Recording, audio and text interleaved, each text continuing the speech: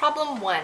Candy Bar moves a 10 kilogram box across the floor with a force of 30 newtons at an angle of 18 degrees above the horizontal. The acceleration of the box is 0.8 meters per second squared.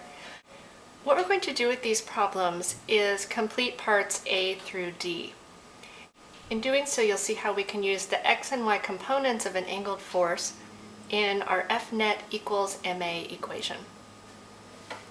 And ultimately in this problem what we're looking for is the acceleration and all unknown forces. So already we can see we've been given one of those things and we'll need to find the rest. So let's start with part A. Draw a free body diagram. So I know I have this force at an angle of 18 degrees.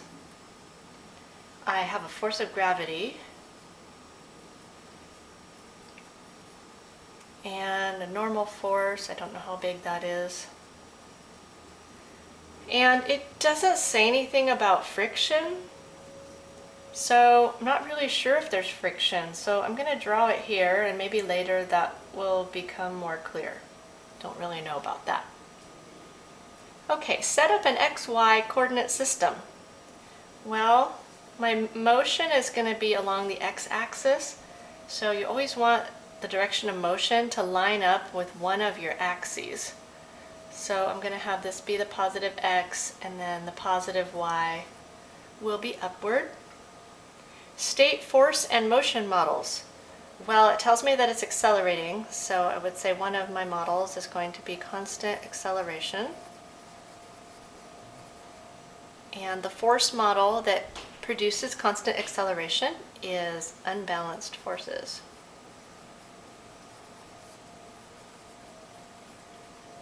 Okay, so we've completed part A. We have our free body diagram and our coordinate system and our models. Part B, find components for any forces not already aligned with the x and y axes. So I need components for Candy's force here. And I'm going to go ahead and draw those components on my diagram. So there's the horizontal component and there's the vertical component. And I'm going to just label those the force of Candy in the x direction and the force of Candy in the y direction. What these components mean is that her force that is upward at an angle, it's pulling to the side with this amount, and it's pulling upward with this amount. So finding the components, we're always going to use cosine and sine for that. So cosine is SOHCAHTOA adjacent over hypotenuse. And then substituting for my problem, I have the adjacent side to the angle is the horizontal component of Candy's force, and the hypotenuse is 30 newtons. So the x component is going to be 30 newtons times cosine of 18, which is 28.5. I sometimes carry extra decimals at this point in the problem and then round later on, just so I don't introduce rounding errors early in the problem.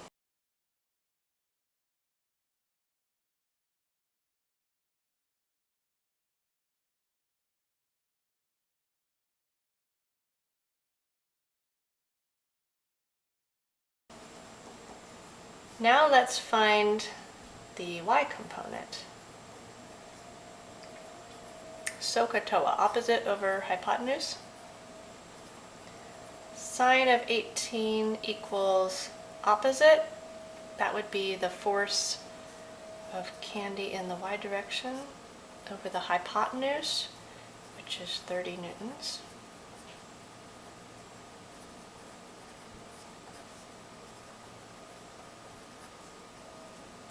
Calculating that,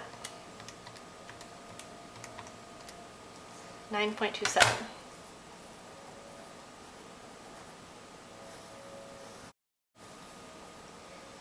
Okay, so we've completed part B. Find the components for any forces not already aligned. Part C. set up the sum of the forces equals ma equation for the x and y directions. This is one way to write sum of the forces. It would also be equally correct to call that the net force. So either one is fine. Today, just for variety, I will use this one, sum of the forces. Now what we're doing here is using the idea that a horizontal force can only affect the motion in the horizontal direction, meaning you don't add vertical forces when you're trying to find horizontal accelerations. The vertical forces cannot pull in any way horizontally, and horizontal forces don't pull in any way vertically. So when we're talking about the acceleration, we can separate the horizontal acceleration and the vertical acceleration. This box has a horizontal acceleration of 0.8 meters per second squared. The vertical acceleration is 0. So vertically, the forces are balanced. Horizontally, if you just talk about the horizontal forces, those are unbalanced. So what we can do with our Newton's second law equation is we can write it for the horizontal forces, the x direction forces, and we can write it for the y direction forces. Okay, so this means that the sum of all the horizontal forces equals the mass times the horizontal component of the acceleration. Here the acceleration is horizontal, so the horizontal component is the acceleration. And then this equation is telling us that the sum of the vertical forces equals the mass times the vertical part of the acceleration. In this case, because the acceleration is horizontal, there is no vertical part to the acceleration, and this is 0. Okay, so let me show you how to get from your free body diagram to using these component equations. Sum of the x forces. Look back at your free body diagram, and we've now replaced this angled force by these two forces. So you're not going to use this diagonal force anymore in the problem. You're only going to use these components. So horizontally, I have Fcx to the right, and to the left, I think I have a force of friction. So the way we do this, we're adding up the forces. Fcx is a positive force. It's pointing to the right, and then we're going to add the negative force of friction because it's to the left. Another way to write that is I usually just take all my forces to the right, or all the forces in the positive direction, and I subtract all the forces to the left in the negative direction. Okay, now let's put in the things that we know. We know that Candy's force in the horizontal direction is 28.5 newtons.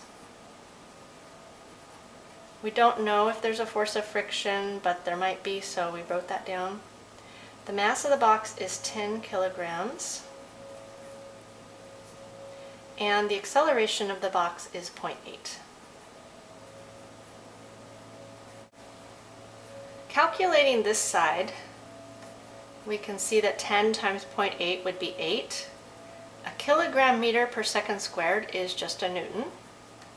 So we have 28.5 newtons minus the force of friction equals 8 newtons. This whole thing here is the net force. It's the unbalanced force, which means that this thing is equal to the unbalanced force, which means that the unbalanced force is 8 newtons. There has to be 8 more newtons to the right than to the left. So there must be a force of friction. If there hadn't been a force of friction, these two sides would have come out to be equal, with this coming out to be 0. So moving force of friction to the other side.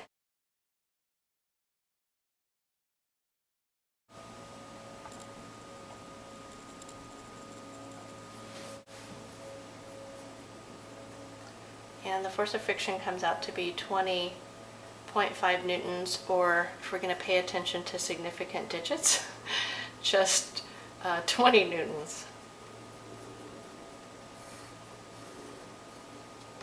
Okay, Okay, so we have found one of the unknown forces, which is the force of friction. Other forces we need to find are force of gravity and the normal force. I can see right away I can find force of gravity, so I'm going to go ahead and do that over here. All I need to do for that is multiply the mass times 9.8. So 10 kilograms times 9.8 newtons per kilogram is 98 newtons. And that is a downward force. Now what we're going to do to find the normal force is we need to use our sum of the forces in the y direction. Let's carve out a little space to do that. In fact, I'm just going to rewrite this equation over here. The sum of the y forces equals the mass times the y component of the object's acceleration, which is 0. So this side of the equation is going to be 0. The sum of the y forces. So looking back at my free body diagram, I see that I have upward, I have a normal force. So first I'm adding all my upward forces, and then I have the force of candy in the y direction, and then subtracting the downward forces. I have one downward force, which is the force of gravity. Okay? Another way you could think about this is that the upward forces together equal the downward force. And if you move force of gravity to the other side of the equation, you would have Fn plus Fcy equals the force of gravity. So that makes sense. Substituting what we know, the upward component of Candy's force was 9.27. Force of gravity is 98 newtons. So solving that for the normal force, we get